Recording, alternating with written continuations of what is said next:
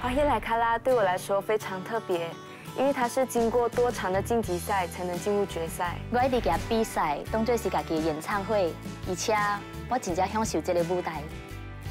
因为之前的秋好心切，所以有一段时间我是迷失了。后来在户外出来人跟我朋友的开导，我才会找到对我家己。